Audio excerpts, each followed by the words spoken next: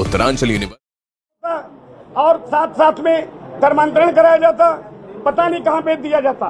तो ऐसे ऐसे समस्या तमाम है। ये देखिए, ये लड़के का नाम है बदर सिद्दीकी। ये दिल्ली यूपी से कम 50 लड़कियों को ये शिकार बना चुका है। लव मैरिज के नाम पर धर्मांतरण कराना और इनका शोषण करना। ये देखिए, इसके शिकार जो है, देखिए नेगी दी है, इनकी बहन को भी ले गया है।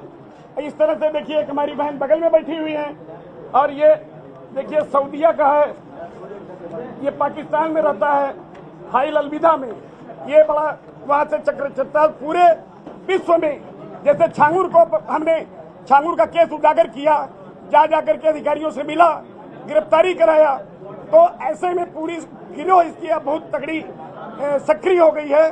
जाकिर नाइक जैसा आदमी ये हिंदुस्तान को बनाना क्या चाहता है, आप सभी को पता है कि ये जाकिर हुसैन जैसा आदमी, जाकिर नाइक जैसा आदमी, और इसके इतना ज्यादा लोग हैं। देखिए, पीड़ितों की भरमार है। ये हेल्पलाइन के माध्यम से इतने लोग आए हैं और सब लोग, अब ये बहन बैठी हुई है, ये कर्नाटक की है। ये सहारनपुर में कैसे छल हुआ, 20 लाख रुपया इसका अकाउंट में दे दी और देने के बाद इसको सऊदी लगे सब क्या क्या किए। पीड़ितों की कहानी, उन्हीं की जुबानी। आज आप लोगों को प्रेस कॉन्फ्रेंस का मतलब यह है कि मैं बहुत न बोलते हुए, एक प्लेटफॉर्म है पूरे देश भर के हमारे जो पीड़ित हमारे हिंदू भाई बहन हैं, अगर किसी भी समस्या से वो ग्रसित है तो निश्चित रूप से विश्व हिंदू रक्षा परिषद सनातन हेल्पलाइन पर फोन करें और हम लोग डायरेक्ट उनकी मदद करने के लिए तैयार हैं। सरकार से, प्रशासन से सहयोग दिला करके। तो मैं चाहूंगा सबसे पहले दादा आप अपना परिचय देकर के क्या समस्या 2 मिनट में बताइए। अच्छा चलिए, तो हमारे कहने का मतलब आज हमारे पास 11 लोग यहाँ आए हैं जो पीड़ित हैं। पीड़ित में ये क्या नाम थी बहन की, आशा नेगी के 6 साल पहले बात हुई थी और उसने ये कहा कि भैया मेरे साथ वो हत्या कर देगा क्योंकि 2-3 लड़की और फंसाया हुआ है। अब इन्होंने कहा बेटी बहन तुम छोड़ दे, आ जा मेरे पास। लेकिन वो कही कि मैं अपना लैपटॉप ले लूं। लैपटॉप लेने के चक्कर में उसने गायब कर दिया। पता लगा विदेश में कहीं बेचा है या कुछ काम करा रहा है, कहीं बंधक बना के रखा है। सरकार को इस पर जांच करनी चाहिए और सभी देशवासी जो हमारे हिंदू समाज के हैं सनातन धर्म के लिए लगे और हिंदू एकजुट हों, क्योंकि जागो हिंदू जागो। अगर हिंदू नहीं जागेगा तो हिंदुस्तान खत्म हो जाएगा। मैं आपको बता दूं, जिस तरह से हिंदुस्तान को कट करके पाकिस्तान बना, बांग्लादेश बना, तो सभी देश के बहनों भाइयों से मेरा निवेदन है कि जहां भी आप हैं संगठित रहिए। संगठित नहीं रहेंगे तो निश्चित रूप से आने वाले दिन में जिस तरह भारत का टुकड़ा होता चला आ रहा है, इसमें भी पश्चिम बंगाल में जब मुर्शिदाबाद में हत्या हुई थी हिंदुओं के, हम लोग गए थे। जाने के बाद मुर्शिदाबाद में हमारी टीम को गिरफ्तार कर लिया गया, कुछ देर बाद छोड़ा गया। तो मैं अपनी बात को यही आप लोगों के माध्यम से कहना चाहता हूँ। बाकी पीड़ित लोग अपनी बात को रखेंगे आपके बीच में। ये अभी कुछ लोगों तो बीमार हो गए हैं, यहीं पे हैं और आज आप सबसे मिलवाएंगे।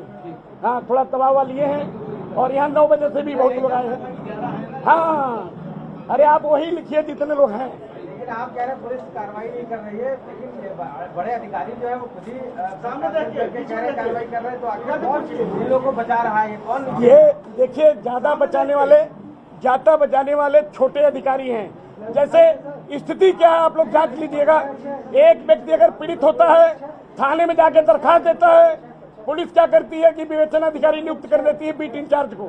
बीट इंचार्ज क्या करता है कि वो पेमेंट ले लेता है, पैसा, फिर पीड़ित को कहता है तुम तो बहुत बड़ा गलत काम किए हो, अभी ऐसे धारा में जेल भेजूंगा कि तुम्हारी हालत खराब हो जाएगी।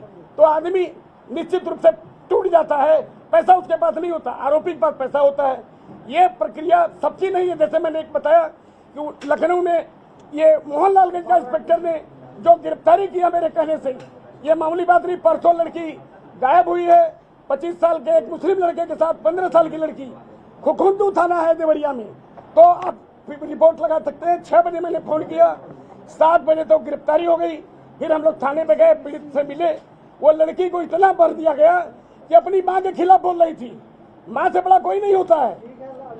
तो ये चीज है और बाकी और लोग पूछ रहे थे। छांगुर बाबा का इसमें अभी भी आप जानते हैं कि नेटवर्क चल रहा है, जेल के अंदर से भी वो चला रहा है, और क्या इन लोगों को धमकियां मिल रही हैं, आप क्या करें?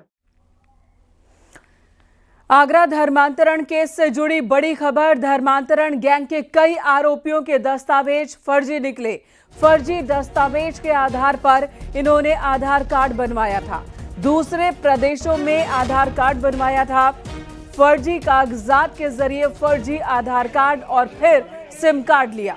सिम कार्ड और नया मोबाइल फोन लेने का काम दिल्ली से गिरफ्तार मनोज उर्फ मुस्तफा को दिया गया था। धर्मांतरण गैंग ने यूपी में 12 बैंक खाते खुलवाए थे। 5 आरोपियों का पासपोर्ट भी बनाया गया था। बैंक खातों और पासपोर्ट की जांच इस वक्त पुलिस कर रही है। पासपोर्ट राजस्थान और बिहार से बनाए गए थे। आयशा की कनाडा और अमेरिका में व्हाट्सएप कॉल की जानकारी हासिल करने में इस वक्त एजेंसियां जुटी हुई हैं। आगरा से कामिर कुरैशी इस वक्त हमारे साथ जुड़ गए हैं। आगरा में जो खबर सामने आ रही है कामिर, एक के बाद एक ये जो रैकेट है ये बड़ा होता जा रहा है। आज फिर विश्व हिंदू रक्षा परिषद की ओर से प्रेस कॉन्फ्रेंस बुलाई गई है लखनऊ में, जहां पर बताया जा रहा है कि पूरे प्रदेश में किस तरह से धर्मांतरण का ये खेल चल रहा था। आगरा का मामला तो बड़ा होता जा रहा है, बलरामपुर से भी ज्यादा बड़ा। बिल्कुल, लगातार इस आगरा केस में पड़ते पुलिस खोलती जा रही है। विदेशी फंडिंग से लेकर अब्दुल रहमान तक पुलिस पहुंच चुकी है। अब्दुल रहमान वो व्यक्ति है जो कलीम सिद्दीकी के बाद उसी का नेटवर्क चलता था। अब्दुल रहमान ने पुलिस पूछताछ में कई बड़े खुलासे किए हैं, तो वहीं अब पुलिस ने टोटल 11 लोगों को इसमें अरेस्ट किया है। लेकिन खास बात यह है कि ये लोग फर्जी तरीके से पासपोर्ट बनवाते थे, आईडी प्रूफ बनवाते थे, बैंक खाते खुलवाते थे। हालांकि जो विदेश से फंडिंग आती थी वो गोवा की रहने वाली आयशा के पास पैसा भेजा जाता था, और फिर आयशा और अब्दुल रहमान दोनों मिलकर उस पैसे को कहां पर देना हो, किसको कितना देना है, इस सभी पर तय किया करते थे। कनाडा में सऊद के नाम के बाद अब लंदन में अब्दुल रहमान के भतीजे का नाम भी शामिल हो रहा है, जो कि लंदन में रहता था और वहां से ये पैसा आयशा को भेजता था। लेकिन इसके अलावा उत्तर प्रदेश में लगातार ये गैंग सक्रिय था और लोगों को गुमराह करते हुए उनको अपनी बातों में फंसाता था और धर्म परिवर्तन का ये काला खेल खेला जाता था। इतना ही नहीं, अब पुलिस लगातार इसमें कार्रवाई करती दिखाई दे रही है और दावा किया जा रहा है कि इस गैंग में जो भी लोग शामिल हैं उनको भी जल्द से जल्द गिरफ्तार किया जाएगा। जी कामिर, ये भी कहा जा रहा है कि ईडी भी इस मामले की जांच कर सकती है, जिस तरह से बैंक खातों, पासपोर्ट और विदेशी फंडिंग की बात सामने आ रही है। जी बिल्कुल, देखिए पुलिस सूत्रों के हवाले से बड़ी खबर यही है कि पूरे मामले में ईडी भी शामिल हो सकती है। जिस तरीके से बैंक खाते हैं, फर्जी पासपोर्ट है, फर्जी तरीके से डॉक्यूमेंट तैयार किए गए हैं, उन सभी को लेकर अब पुलिस जांच पड़ताल तो कर ही रही है। लेकिन इसके अलावा जो अन्य जांच एजेंसियां हैं वो भी इस पूरे मामले में शामिल हो सकती हैं और जल्दी अपनी कार्रवाई शुरू कर सकती हैं। जी धन्यवाद कामिर इस वक्त पूरी जानकारी देने के लिए। तो आगरा में और आगरा में से जुड़े इस धर्मांतरण रैकेट से जुड़े लोगों पर लगातार शिकंजा कस रहा है। पुलिस मामले की जांच पड़ताल में जुटी है। किन किन लोगों ने इनकी मदद की है उन सब की तलाश भी चल रही है।